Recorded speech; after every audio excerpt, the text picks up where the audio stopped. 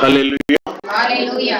உடைய மீட்பரும் இரட்சகருமாகிய யாகூஷுவா மசீஹ நாமத்தினாலே உங்கள் அனைவருக்கும் நான் வாழ்த்துதலை சொல்லிக் கொள்கிறேன்.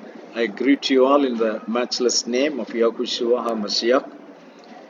இந்த நேரங்களில் நாம் இதை பயன்படுத்த வேண்டும். நம்முடைய மனதில் இருக்கிறதான சந்தேகங்களை, கேள்விகளை நாம் கேட்டு இந்த நேரத்தை நன்றாக பயன்படுத்தி கொள்ள வேண்டும். This is the time for us to utilize to clear the doubts in our heart, or even if you have any questions in your heart, you can come up with. Hallelujah. Hallelujah. Yes. ரெண்டு வாரத்துக்கு முன்னாடி நம்ம question கேட்டிருந்தோம் balance வெச்சு. என்ன question? Okay. Second Thessalonians, First Thessalonians. Okay. 4ல 17 அவங்கள கேட்டாங்க, நானும் அதே தான். There was a question pending from last to last week, I think. First Thessalonians 4:17.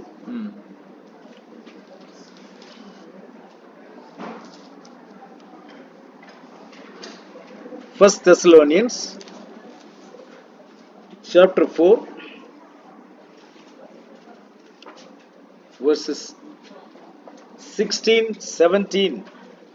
and 17. In fact, we should read from 15, 16 and 17. 15, 16, 17 வசனங்களை வாசிக்கலாம். யாகோவாவுடைய வார்த்தையை முன்னிட்டு நாங்கள் உங்களுக்கு சொல்லுகிறதாவது, யாகோவாவுடைய வருகை மட்டும் உயிரோடு இருக்கும் நாம் நித்திரை அடைந்தவர்களுக்கு முந்திக் கொள்வதில்லை. ஏனெனில் யாகோவா தாமே ஆரவாரத்தோடும் பிரதான தூதனுடைய சத்தத்தோடும் தேவ எக்காலத்தோடும் வானத்திலிருந்து இறங்கி வருகிறார். அப்பொழுது மேசியாவுக்குள் மரித்தவர்கள் முதலாவது எழுந்திருப்பார்கள். பின்பு உயிரோடு இருக்கும் நாமும் யாகோவாவுக்கு எதிர்கொண்டு போக மேகங்கள் மேல் அவர்களோடு கூட ஆகாயத்தில் எடுத்துக் கொள்ளப்பட்டு இவ்விதமாய் எப்பொழுதும் யாகோவாவுடனே கூட இருப்போம். ஆகையால் இந்த வார்த்தைகளினாலே நீங்கள் ஒருவரை ஒருவர் தேற்றுங்கள். ஆமென். Hallelujah. Hallelujah. For this we say unto you by the word of Yahuwah, that we which are alive and remain unto the coming of the Master shall not prevent them which are asleep. For Yahushua himself shall descend from heaven with a shout, with the voice of the archangel, and with the trump of Yahuwah, and the dead in Messiah shall rise first.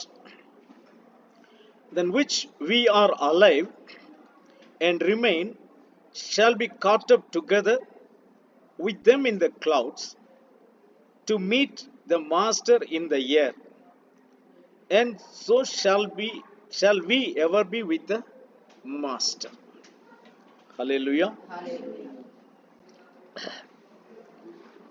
இது நமக்கு எல்லாருக்கும் மிகவும் பரிச்சயமான ஒரு வார்த்தை தான். அநேக முறை நாம் தியானித்திருக்கிற ஒரு விஷயம்தான். ஆனாலும் ஒவ்வொரு முறையும் நாம் தியானிக்கும் போது நாம் கொஞ்சம் வித்தியாசமாக இதை புரிந்து கொள்கிறோம்.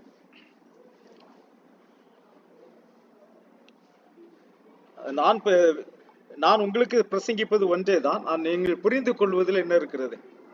நிறைய வித்தியாசம் இருக்கிறது. ஆகையினால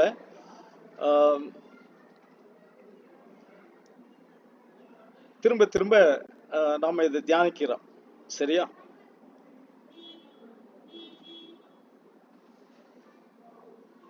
One second.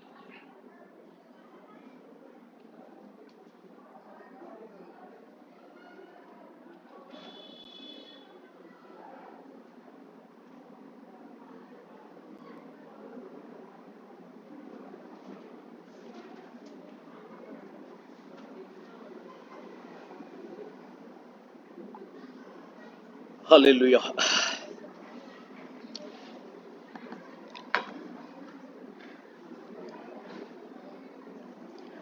யாகுவோவுடைய வார்த்தையை முன்னிட்டு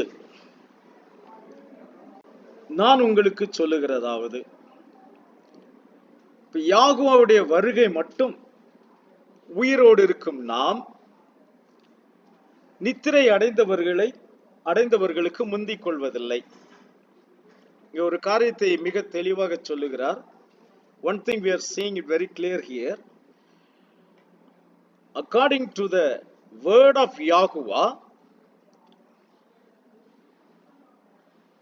that we which are alive and remain unto the coming of the Master shall not prevent them which are asleep.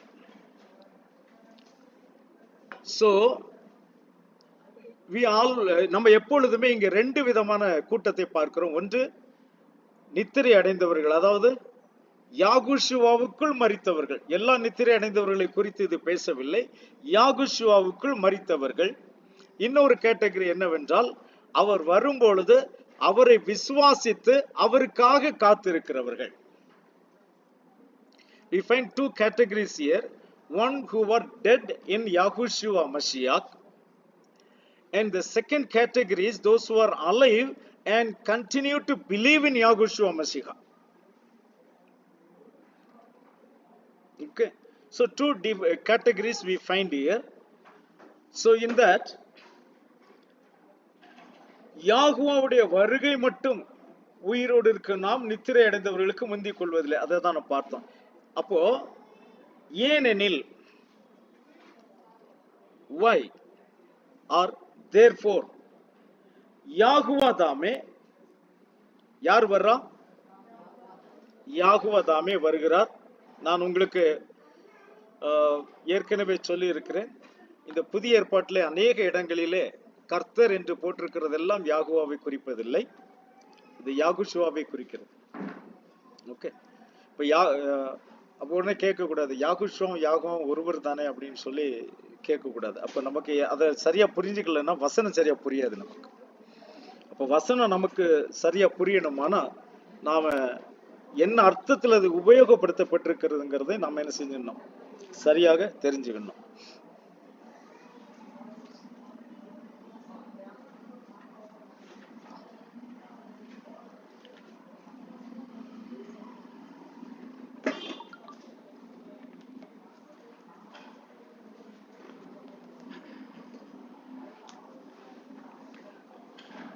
Okay, many places in English, wherever it is used Lord, in the New Testament, forget about Old Testament, when you meditate on New Testament, wherever it is written as Lord, every Lord doesn't denote Yahuwah.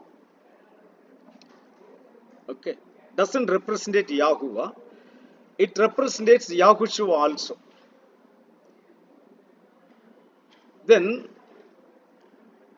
கிரேக்க பாஷையில இந்த இடத்துல வர்ற வார்த்தை என்னவென்றால் theos.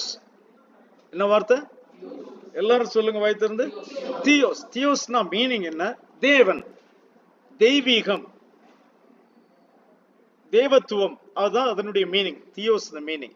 Okay, so in everywhere in the New Testament you find Lord, it always doesn't denote Yahuwah, but it is Yahushua also.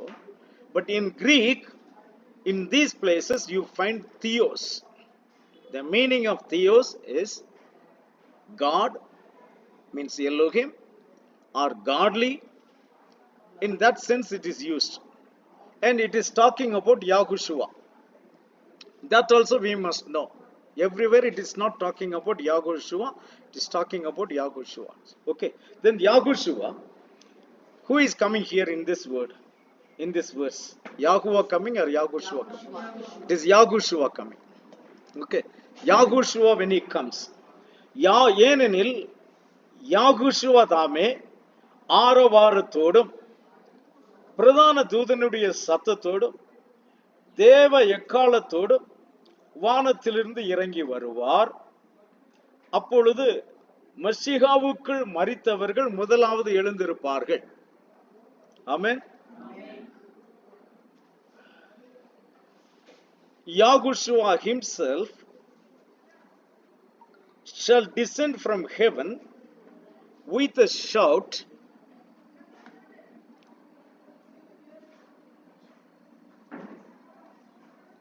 with the voice of the archangel and with the trump of Yahuwah, and the dead in Messiah shall rise first. So how many we find here? 3. What we find here? 3. So யாகுஷுவா தாமே ஆரவாரத்தோடு வருவார். ஆரவாரம்னா என்ன? What is the meaning of shout? Shout means a victory or a message of victory. ஆரவாரம்னா என்ன? வெற்றி முழக்கம். ஆரவாரம்னா என்ன? வெற்றி முழக்கம். வெற்றியின் செய்தி. அதாவது அந்த செய்தியின் மூலமாக நாம் என்ன செய்ய முடியும்? வெற்றி அடைய முடியும். So shout is a message to collect the bride. இந்த shout எதற்காக? மணவாட்டியை சேர்த்துக் கொள்வதற்காக. அதனுடைய பொருள் என்ன? மணவாட்டி மட்டும்தான் அந்த செய்தியின் சத்தத்தை புரிந்து கொள்வாள். எல்லாரும் அதை என்ன செய்ய முடியாது? புரிந்து கொள்ள முடியாது. This shout is a message to gather the bride, and only the bride can understand the message. Others cannot understand the message. மணவாட்டி என்று சொன்னால் ஒன்றை நீங்கள் நன்றாக புரிந்து கொள்ள வேண்டும். திடீரென்று ஒருத்தி மணவாட்டியாக முடியாது. திடீரென்று அதற்கு முன்னால் என்ன செய்யணும்? மணவாட்டியை தேர்ந்தெடுக்கணும். அதற்கு பிறகு நிச்சயம் பண்ணணும். அதற்கு பிறகுதான் அவளை என்ன செய்யறாங்க?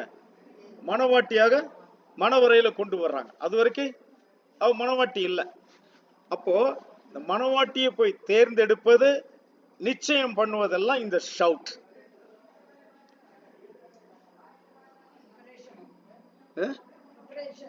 ஆமா, preparation. இது ஒரு செய்தி. This is a message. A bride cannot straightway come as a bride. There needs a preparation. That first, what comes in that preparation? First comes the election, second comes the betrothal, and third comes the marriage. முதலாவது பெண்ணை தேடுவது, பின்பு நிச்சயம் பண்ணுவது, அதன் பின்புதான் என்னது? கல்யாணம். So this process of election and betrothal is the shout. That is a message.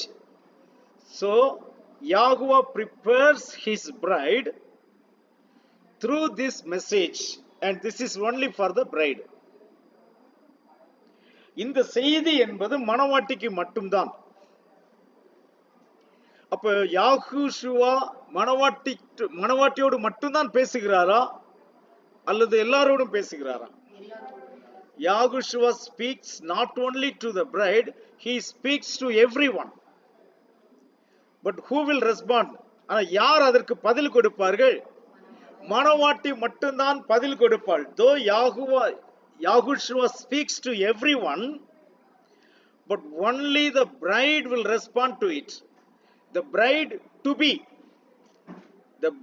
to be only will respond to it. That's what I told in the message. Deep calls the deep. ஆழம் ஆழத்தை நோக்கி கூப்பிடுகிறது. ஆழம் ஆழத்தை நோக்கி கூப்பிடுகிறது. So only the bride will respond because she only has the depth of love in her. மணவாட்டி மட்டும்தான் இதற்கு பதில் கொடுப்பாள். என மணவாட்டி இடத்தில் தான் அன்பின் ஆழம் இருக்கிறது. ஹல்லேலூயா. சோ அவள் அந்த செய்தியை பெற்றுக் கொள்ளுவாள், அதை அறிந்து கொள்ளுவாள். So the bride will recognize that voice and she will respond to it. So அந்த செய்தியின் மூலமாக யாகுஷுவா என்ன செய்கிறார்? மணவாட்டியை ஒரு இடத்தில் கூட்டுகிறார். Gathering them in one place. Place means it is not a geographical place. Place means his word.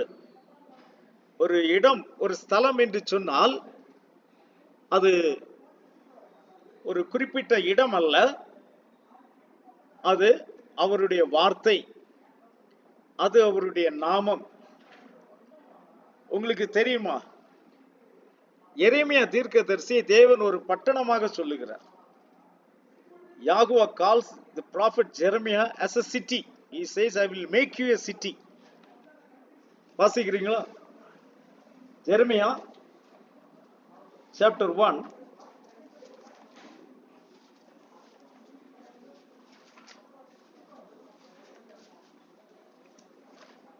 verse 18 and I think 18.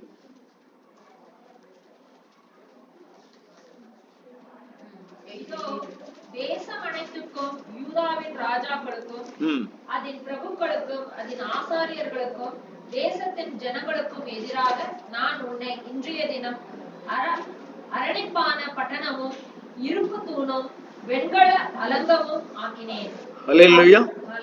So here Yahweh made prophet Jeremiah as a strong city. In English how it is? Fortified city. Right? So one person is called a city. How one person can be a city? So Yahweh makes him a city. So if Yahweh gathers everyone in a place, means maybe he is collecting everybody under one leadership. That is called that place. Or under one word. Or under one name. So that all called as city here. இவைகள் எல்லாம் ஒரு இடமாக, ஒரு பட்டணமாக அறியப்படுகிறது. Okay. ஏன்னா if you look for a place, many Christian people are misguided. They all think that place is in Jerusalem, so everybody have to go to there. In Zion everybody have to go. So there are teachings, the people nearby us, they are teaching like that. So the place is not a geographical place at all. அப்போ ஒரு இடம் என்று சொல்லும் பொழுது நாம் காண்கிறதான ஒரு ஊரோ ஒரு பட்டணமோ கிடையாது. அது என்ன, சம்டைம்ஸ் அது ஒரு டாக்டரினாக இருக்கலாம், உபதேசமாக இருக்கலாம், அல்லது ஒரு நாமமாக இருக்கலாம், அல்லது ஒரு வசனமாக இருக்கலாம். அதை பின்பற்றி அதில் கூடுகிற ஜனங்களை ஒரு பட்டணம் என்று யாகுவ சொல்லுகிறார். அல்லேலூயா. இந்த பட்டணம்ங்கிறதுக்கு வேற ஏதோ ஒரு வசனம் கூட மைண்ட்ல வந்துச்சு. சரி, இது தெரிஞ்ச வசனம் தானேன்னு விட்டுட்டு இப்ப எனக்கு ஞாபகம் வர மாட்டேன். I am not able to recollect. I found one more verse also for that. Okay.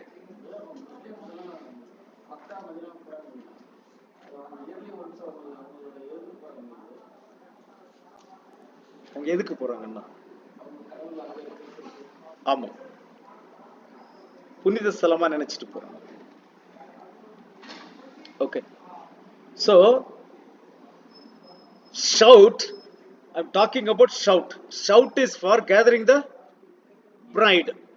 மணவாட்டி ஒன்று சேர்ப்பதற்கு தான் ஆரவாரம். அதாவது அது ஆரவார சத்தம் என்று இருந்தால் நன்றாக இருந்திருக்கும். அது வெறும் ஆரவாரம் போட்டிருக்கு. ஆனா இங்கிலீஷ்ல என்ன போட்டிருக்குது? ஷவுட். ஓகே. அதன் பின்பு பிரதான தூதனுடைய சத்தம். யாருடைய சத்தம்?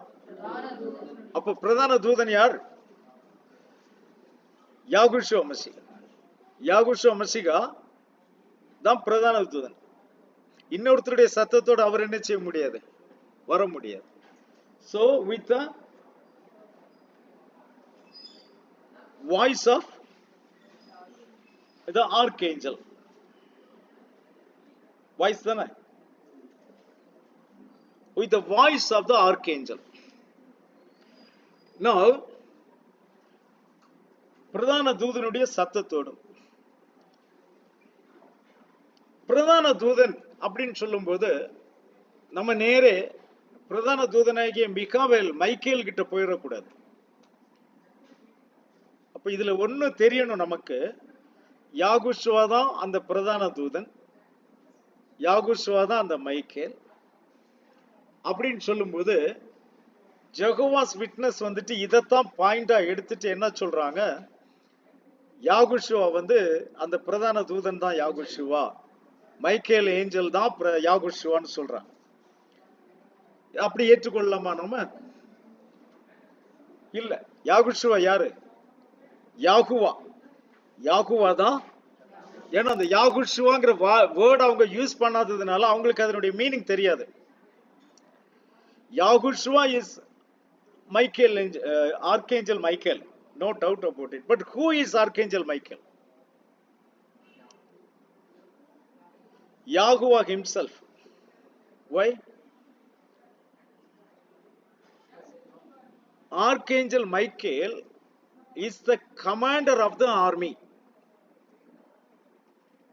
Michael is the Old Testament. Who was the commander of the army? யாகுவா. சேனைகளின் தேவன் சொல்றோமா? சேனைகளின் தேவன். சேனைகள்னா என்ன? ஆர்மி. ஆர்மி. ஆர்மிகளின் தேவன் யாகுவா. அங்க இந்த மைக்கேல் ஏஞ்சலும் யாரு?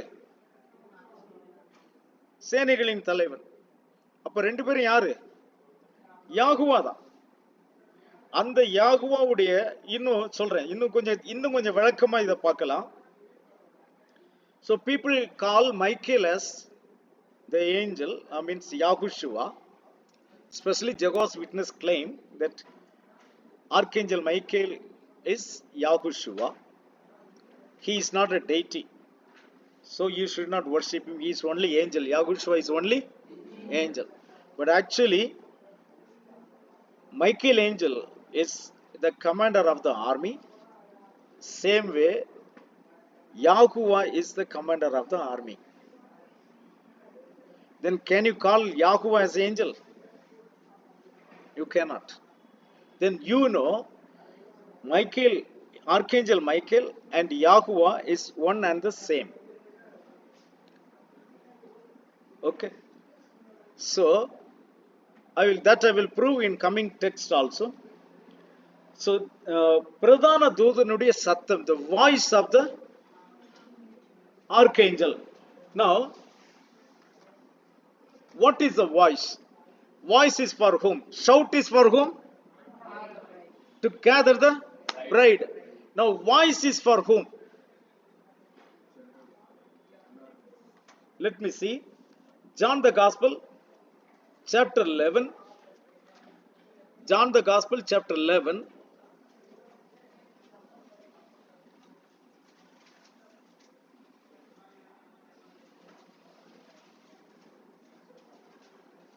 Verse 43. John the Gospel, chapter 11, verse 43.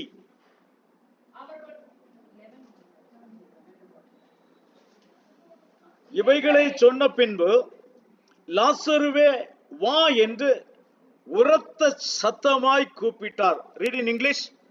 Now then he said to these things, he cried with a loud voice, Lazarus, come forth. He cried with a loud voice.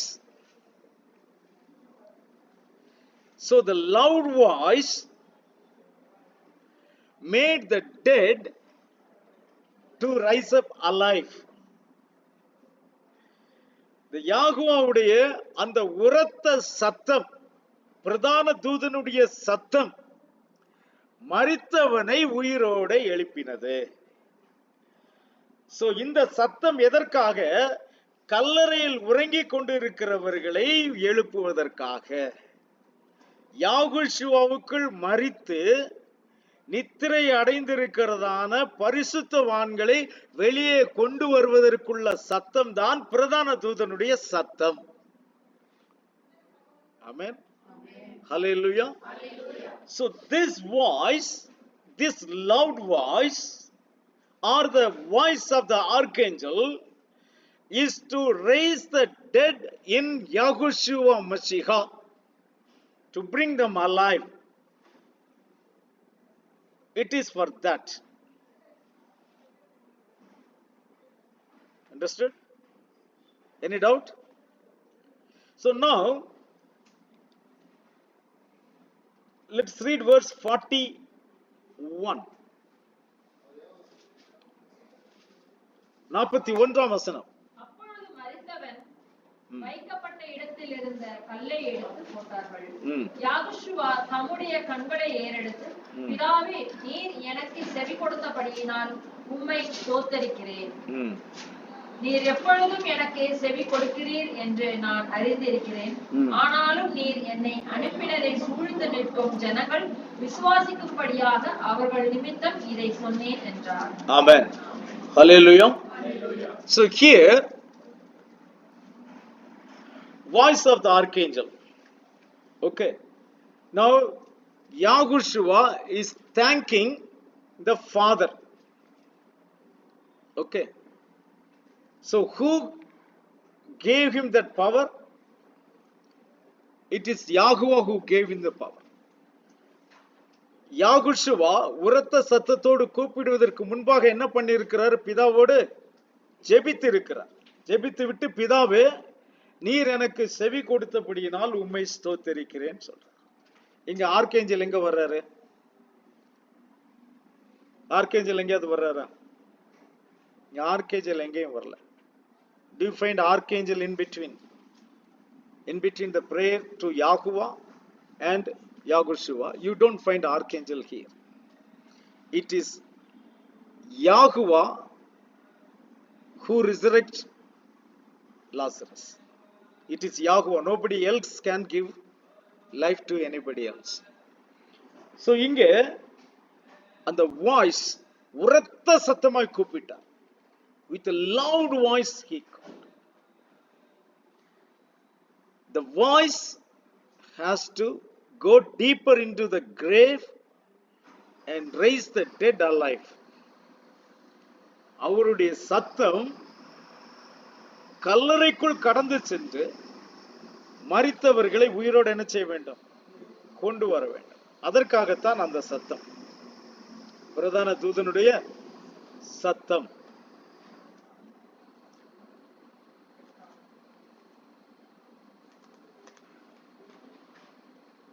அடுத்தது என்ன? What is next?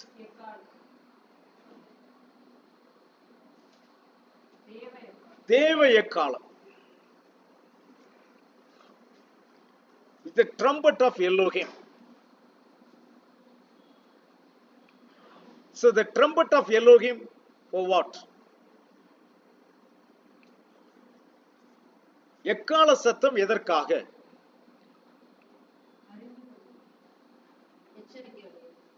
எக்கால சத்தம் சகல ஜனங்களையும் ஒரு இடத்தில் கூட்டுவதற்காக. சேர்ந்த ஜனங்களை யாரெல்லாம் சேர்ந்திருக்கிறாங்க? இங்க இப்போ மணவாட்டி சேர்ந்திருக்கிறாள் வார்த்தையை கேட்டு. அதன் பின்பு மரித்தோர் உயிரோடு எழுந்திருக்கிறார்கள். இப்பொழுது இவர்கள் அனைவரும் இப்ப என்ன செய்வார்கள்? ஒன்றாக கூடுவார்கள். ஒன்றாக கூடி ஒரு இடத்தில் வருவதற்காக இந்த தேவ எக்காலம் ஊதுகிறது. அகைன் இந்த தேவ எக்காலம் எல்லாரையும் ஒரு இடத்தில் கூட்ட வேண்டுமானால் எப்படி கூட்ட முடியும்? நிச்சயமாக அதுவும் என்னதுதான்? ஒரு செய்தி தான். மணவாட்டியை தன்னுடைய வீட்டில் கொண்டு சேர்ப்பது ஒரு செய்தி. Now this trumpet, what it does, it gathers both those who are resurrected and those who are alive. It calls everyone together and gather them in one place. Gather them in one place. So how he is going to gather? So even the trumpet sound also is going to be the final message to bring everyone into the home. Hallelujah. அப்ப எல்லாரையும் மரித்து உயிரோடு எழுந்தவர்களையும் உயிரோடு மறுரூபப்பட்ட உயிரோடு இருக்கிறவர்களையும் இந்த இடத்துல மறுரூபப்பட்டதுன்னு இல்ல, கொரிந்தியர்ல தான் இருக்குது, இங்க இல்ல.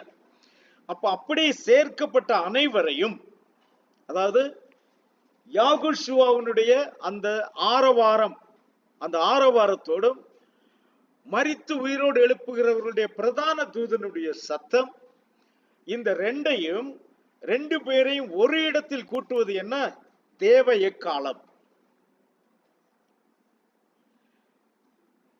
So people who are gathered by the shout of Yahushua and those who are resurrected by the voice of the archangel, these two groups are gathered together in one place with the trumpet of Elohim. So that trumpet of Elohim, how it gathers the people is also by the word. That is the gathering message. That's the gathering word. So finally, everybody will be gathered together. Okay. So, இதுவரைக்கும் எல்லாம் clear-ஆ? It's clear or you want me to repeat it? Clear. Okay. Now, everybody's doubt will come in one place. Where it will come? எல்லாருடைய சந்தேகமும் ஒரு இடத்தில் வரும். 17th verse. பின்பு உயிரோடு இருக்கும் நாமும் யாகோவாவுக்கு எதிர்கொண்டு போக மேகங்கள் மேல் அவர்களோடு கூட ஆகாயத்தில் எடுத்துக் கொள்ளப்பட்டு இவ்விதமாய் எப்பொழுதும் யாகோவாவுடனே கூட இருப்போம். So மேகங்கள் மேல் அவர்களுடனே கூட ஆகாயத்தில் எடுக்கப்பட்டு, அப்போ மேகம் என்ன, ஆகாயம் என்ன? இதுதான் எல்லா கிறிஸ்தவர்களுக்கும் இருக்கிற டவுட். மேகம்னா என்ன, ஆகாயம்னா என்ன? So read in English. Then we who are alive, Sam, with the resurrecting voice.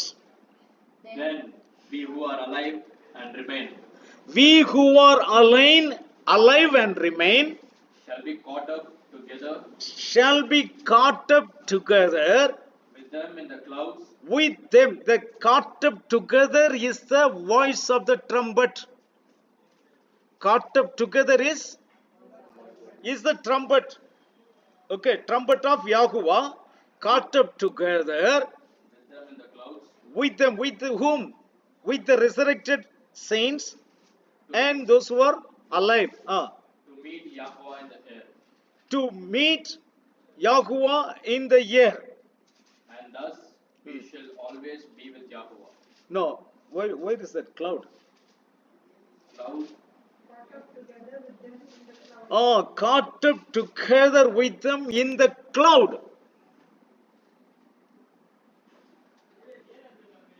So everybody, all the saints, you all will be caught up together in the cloud and you will live in the air. Okay. So why do you build a house? Why do you purchase land? Why do you purchase car and all those things? Why do you write everything in the pastor's name? Because you are all going to go. Pastor will come to the station to send you out.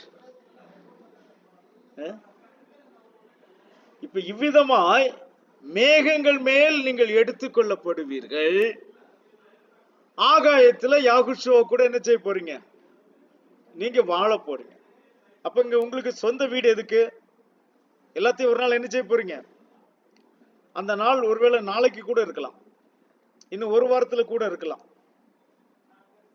அப்ப எதுக்கு உங்களுக்கு சொந்த வீடு? எதுக்கு சொந்த நிலம்? எதுக்கு bank deposit? எதுக்கு காரு? எல்லாத்தையும் விட்டுட்டு தானே போகணும், நகை எல்லாத்தையும் விட்டுட்டு தான் போகணும். அதனால எல்லாத்தையும் ஒரு பேக்கு கொண்டு வரேன், எல்லாமே என்ன செஞ்சிருங்க, அதுல போட்டுருங்க.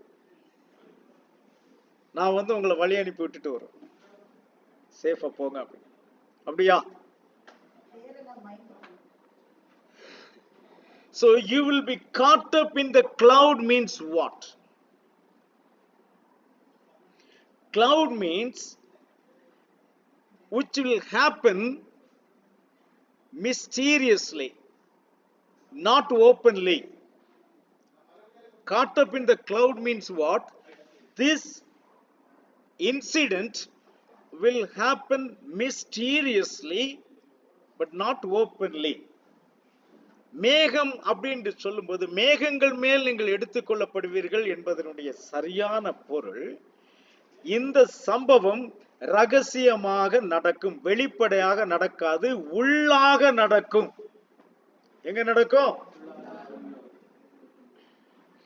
உள்ளான மனிதன் நாளுக்கு நாள் புதிதாக்கப்படுகின்ற நேரம் இது. உள்ளான மனிதன் நாளுக்கு நாள் புதிதாக்கப்படுகின்ற நேரம் இது. சோர்ந்து போகாதே, நீ சோர்ந்து போகாதே, சோர்ந்து போகாதே, நீ சோர்ந்து போகாதே. அதி சீக்கிரத்தில் நீங்கிவிடும் இந்த லேசான உபத்திரவும், அதி சீக்கிரத்தில் நீங்கிவிடும் இந்த லேசான உபத்திரவும். அல்லேலூயா. உள்ளான மனிதன் நாளுக்கு நாள் புதிதாக்கப்பட்டு அவன் உள்ளுக்குள்ளேயே அந்த மாற்றத்தை பெற்றுக் கொள்ளுவான். So caught up in the cloud means inner man. The inner man will be renewed day by day with the new word, with the new trumpet sound. You will be renewed day by day and you will be transformed inward, within, not outside. Outside you will look same, but inside you are a changed person. வெளிப்பார்வையில நீங்கள் அதே பழைய மனிதன் தான், ஆனால் உள்ளுக்குள்ளாக நீங்கள் ஒரு மாற்றப்பட்ட மனிதன், நீங்கள் ஒரு பரிபூரணம் அடைந்த மனிதன். அல்லேலூயா. அப்ப அப்படி when you are transformed in that manner within, that is called caught up in the cloud. Otherwise nobody will fly and go to a cloud. Cloud is just 35-40 feet, no, some 30,000 feet height only the cloud is. After that there is no cloud. So are you going to only see up to 30,000 feet height? Air means air is everywhere. Air means caught up in the air means everywhere. அப்போ ஆகாயத்தில் எடுத்துக்கொள்ளப்படுவோம். ஆகாயம் என்பது தரையிலிருந்து ஒரு inch மேல வந்தாலும் அது என்னதுதான்? ஆகாயம். அப்போ ஆகாயத்தில் எடுத்துக்கொள்ளப்படுவது என்பது நம்மளுடைய மனதில் வருகிறதான மாற்றம். You are caught up in the you will be, what is that verse? Read that 17th verse. Then we who are alive and remain shall be caught up together with them in the clouds to meet Yahuwah in the air. To meet Yahuwah in the air. So in the air means it is not any particular place, it is your mind. That place is your mind. So you will be caught up together in the air. So there you will live with Yahushua means you will be the part of Yahushua, or you will be like Yahushua. Okay, so this is the meaning of this 1 Thessalonians chapter 16 and chapter 4 verses 16 and 17.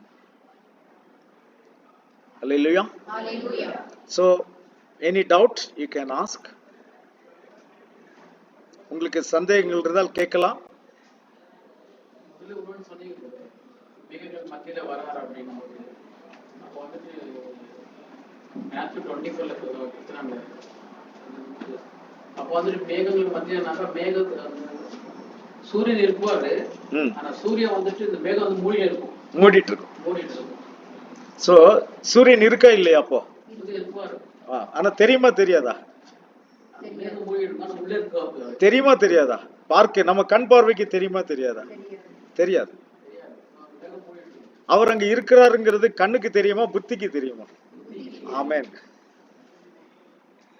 அதான் அது நான் யாகுஷுவா பத்தி சொல்லும்போது நான் அப்படி சொன்னேன். அவர் மேகத்துல வருவார், he will come in clouds அப்படின்னு சொல்லும்போது many people translate it into as glory. He will come as glory.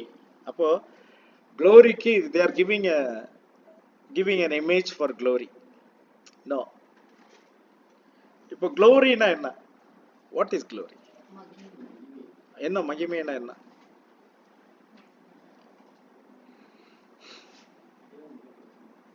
ஒரு புகை மாதிரி அப்படியே வந்து அப்படியே நிறைச்சிட்டு இருக்கிறதா?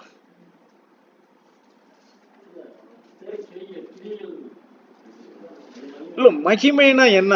மகிமைனா என்ன நினைச்சு என்னத்தை எப்படி புரிஞ்சுக்கிறோம் நாம? ஃபேம். மகிமைனா என்ன? ஃபேம். ஒரு மனிதன் மிகப்பெரிய இடத்தில் அடைந்தார், ஒரு இடத்துக்கு அடைந்துட்டார்னா அவர் மகிமை அடைந்தார்னு அர்த்தம். உன்னத ஸ்தானத்துக்கு ஒரு மனிதன் போய்விட்டார்னா அவர் மகிமை அடைந்து இருக்கிறார்னு அர்த்தம்.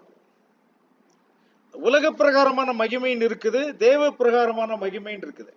இப்ப ஒரு உலக பிரகாரமா ஒரு மகிமை அடைந்தார்னா, நாளை ஒரு தெருவில் நடந்துட்டு இருந்தவர் திடீர்னு சீஃப் மினிஸ்டர் ஆயிட்டாரு, அவர் மகிமை அடைஞ்சிருக்கிறார். ஆனா என்ன மகிமை அது? உலக பிரகாரமான மகிமை இல்லையா? இப்ப சாதாரணமா இந்த உலகத்தில் நடத்திட்டு ஒரு மிகப்பெரிய தேவனுடைய ஊழியக்காரனா மாறிட்டாரு, அது என்ன மகிமை? ஆவிக்குரிய மகிமை. That's spiritual glory.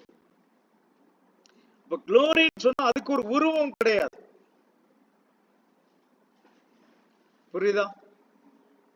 சரி. So இப்படி we will be in the air together with Yahushua Mashiachனா நம்ம மைண்ட் வந்து கம்ப்ளீட்டா டிரான்ஸ்ஃபார்ம் ஆகி நாமே யாகுஷுவா மசிகாவா மாறி விடுவோம். அதுதான் இந்த 2 வசனங்களுடைய அர்த்தம். ஆனா அது இல்லாம நீங்க எல்லாத்தையும் விட்டுட்டு போயிடணும் ஒரு நாள், அதனால இங்க சொத்து சேர்க்காதீங்க, பொருள் சேர்க்காதீங்கன்னு சொல்லி யாராவது சொன்னாங்கன்னா நீங்க என்ன செக்னா, அந்த பாஸ்டர் வீடு வாங்கி இருக்கிறாரா அப்படிங்கறத செக் பண்ணணும் இல்லையா?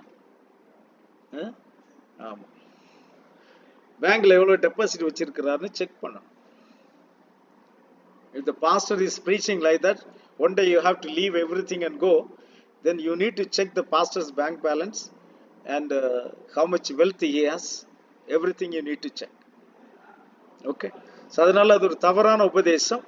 அப்படிப்பட்ட உபதேசத்தை நம்பாதீங்க. That is the false teachings. Don't try to believe these things.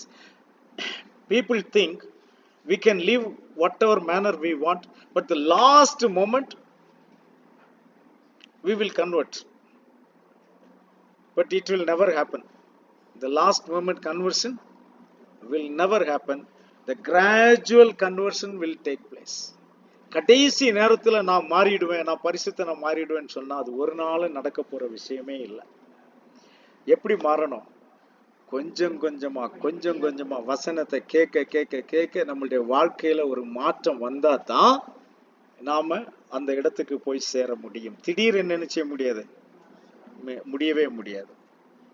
சரி, ஐ திங்க் இது கிளியர் ஆச்சுன்னு நினைக்கிறேன். வேற have any other doubts?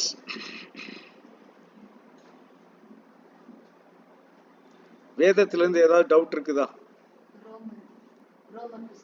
ரோமர்ல Romans chapter 4:15.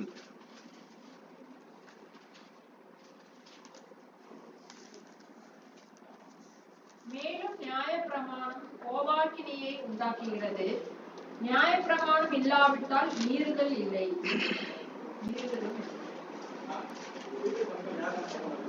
மேலும் நியாயப்பிரமாணம் கோபாக்கினை உண்டாக்குகிறது, நியாயப்பிரமாணம் இல்லாவிட்டால் மீறுதலும் இல்லை. நியாயப்பிரமாணம் என்பது ஒரு சட்டம்.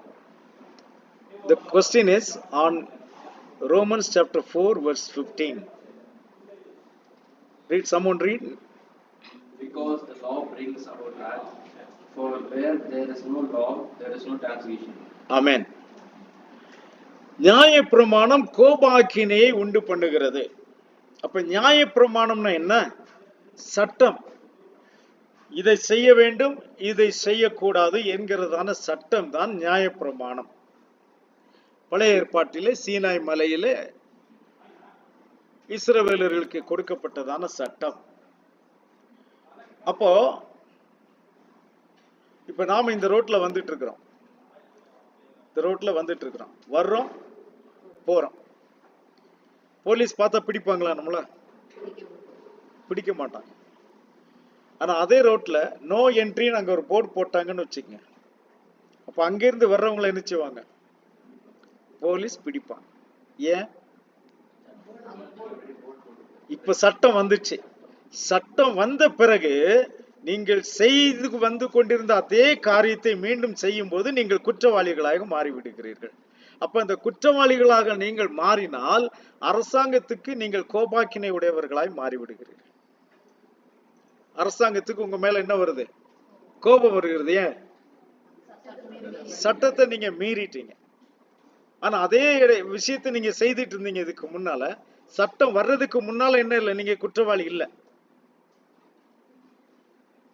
சட்டம் வந்த பிறகுதான் நீங்க என்ன ஆகுறீங்க? அதுதான் நியாயப்பிரமாணம்.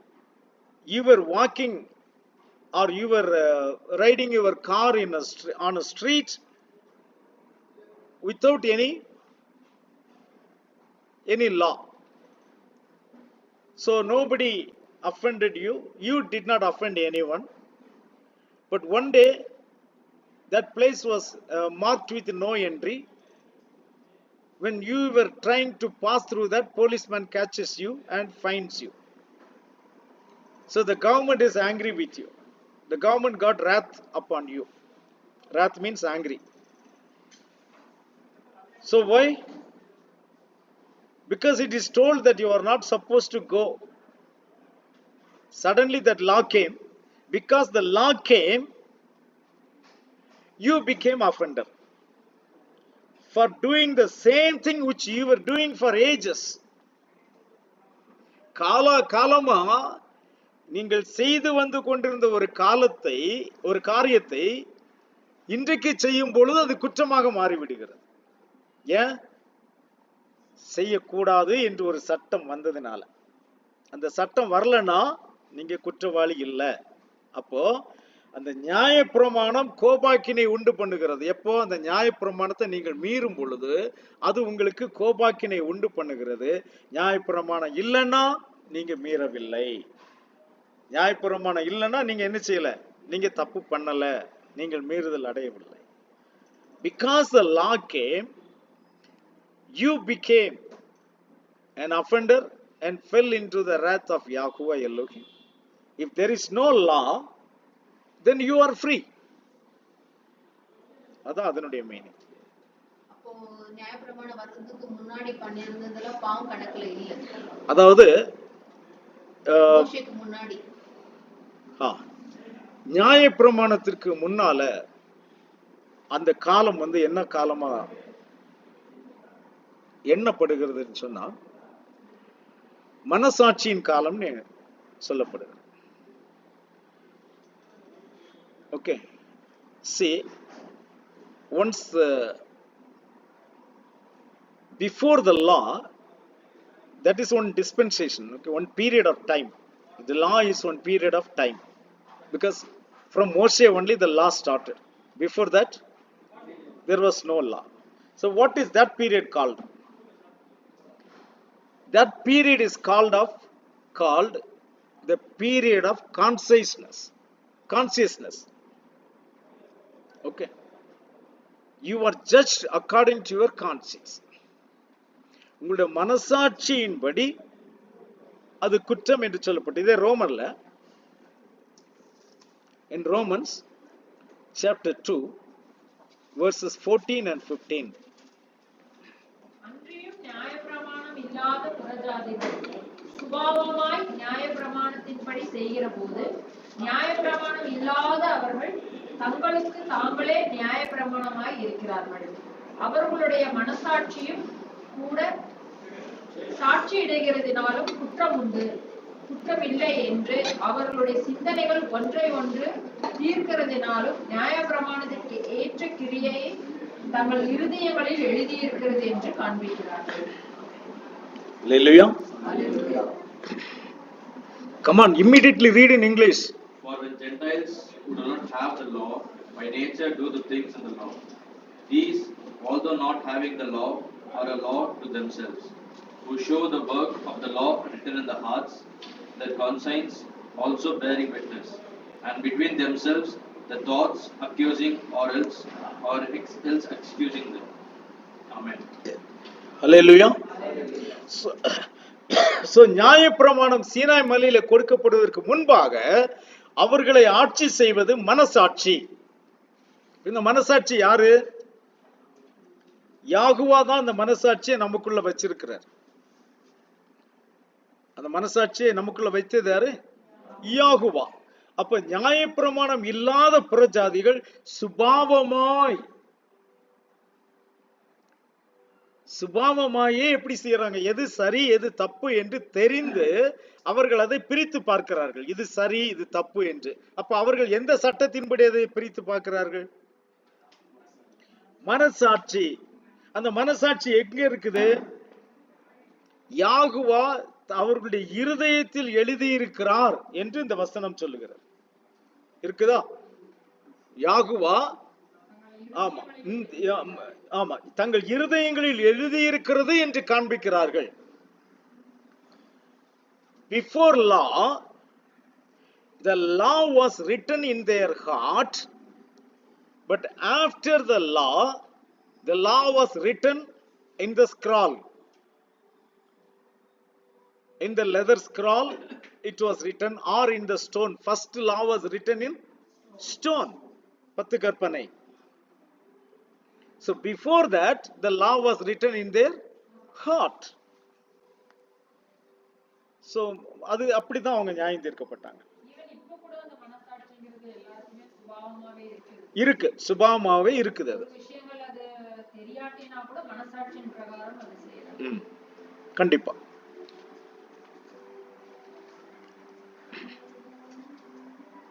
So கிளியரா? மனசாட்சியின் காலம். அதற்கு முன்னால மனசாட்சிக்கு முன்னால அறியாமையின் காலம்.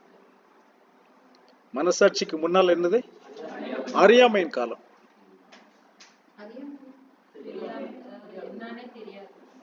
தாங்கள் நிர்வாணமாய் இருந்தும் தாங்கள் நிர்வாணிகளாய் இருக்கிறோம் என்று அறியாதிருந்தார்கள்.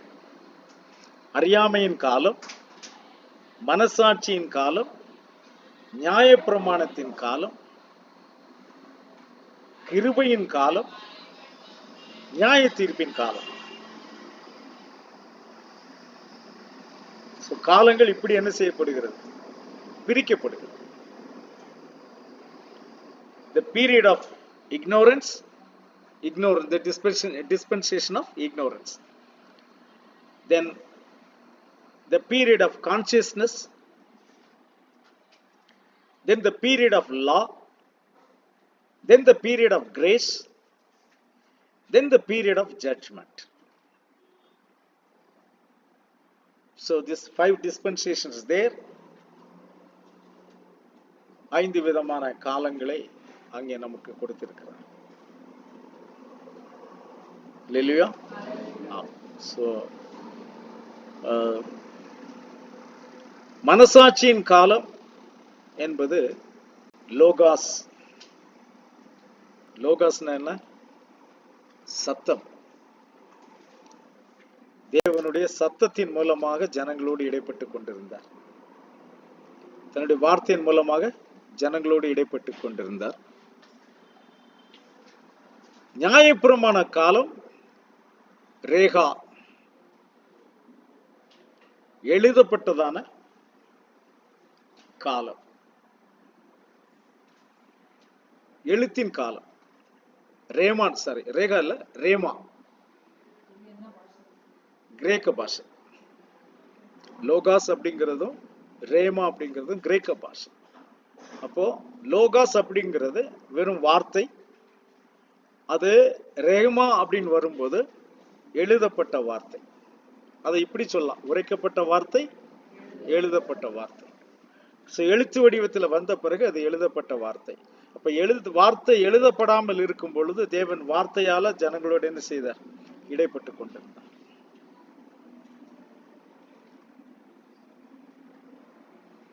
வேற ஓகே. ஸோ